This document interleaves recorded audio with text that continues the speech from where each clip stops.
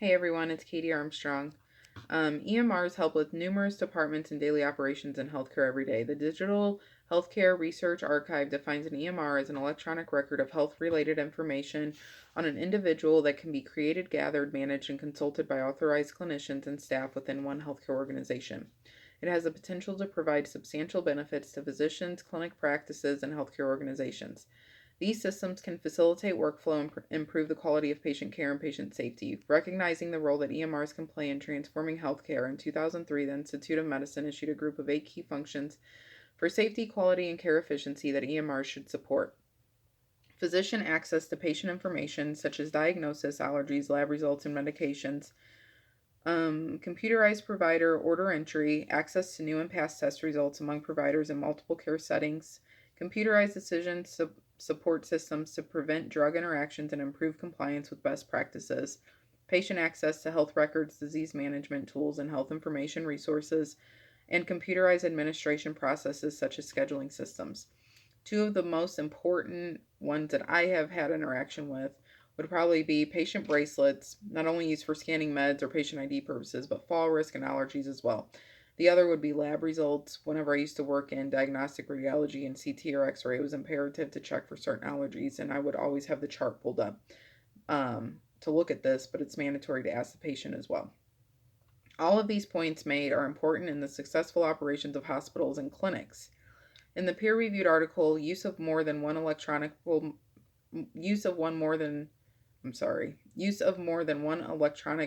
record system within a single healthcare organization. It states healthcare organizations vary in the number of electronic medical record systems they use. Some use a single EMR for nearly all care they provide, while others use EMRs from more than one vendor. These strategies create a mixture of advantages, patient safety, risk, and costs. As the number of organizations using EMRs rises as a result of financial incentives from ARRA and for other reasons, we predict more organizations will consider advantages and drawbacks of dividing the record between two or more EMRs and might find an analysis of this subject to be useful. Two of the main EMRs I have worked with over the years include Epic and Aria. There have been advantages and disadvantages to the two. When I used to be a radiation therapist in oncology, we would work out of both of these systems, and before they could talk, we had to do everything in each system individually. So, patient scheduling, notes, charting, and radiation doses. This was extremely time consuming, and we had to exclusively assign one therapist a day just to be over this part of our job. Thankfully, a couple years later, we could finally put in all of this information and it would flow to one to another. And although there were some glitches, it went smoothly and it was very, very beneficial. One of the major drawbacks of having two different systems is if one provider cannot see in the other system and information is entered incorrectly. This happened to us numerous times and caused confusion and delays for patients. I think having choices is a good thing, especially in healthcare when organizations are ran very differently and I could each benefit from EMRs in their own way.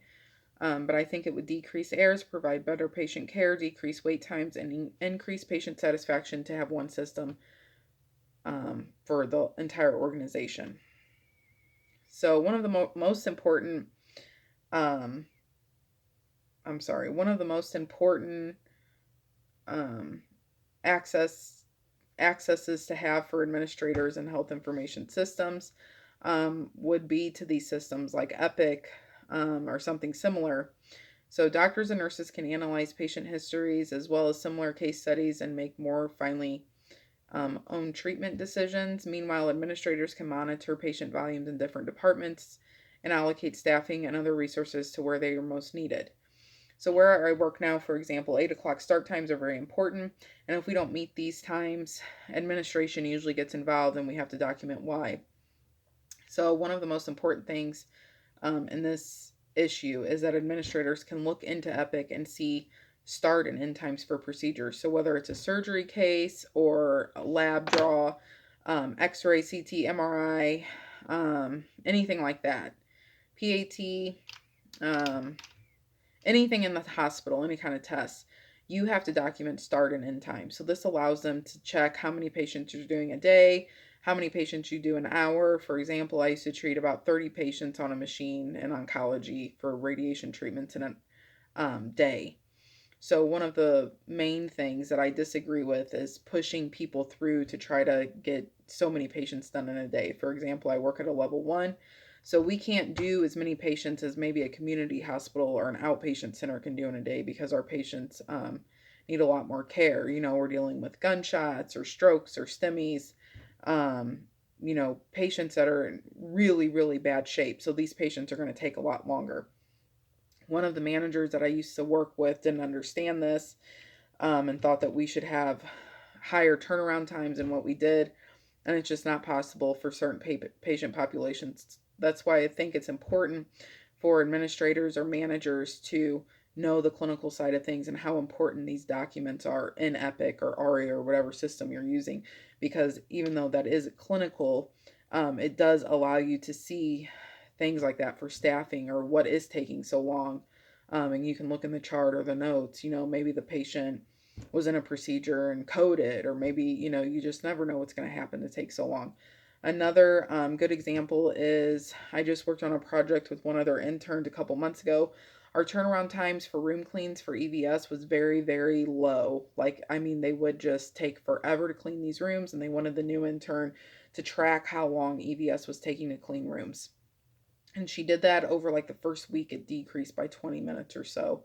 And all that was documented. They made a new tab in Epic to keep track of that.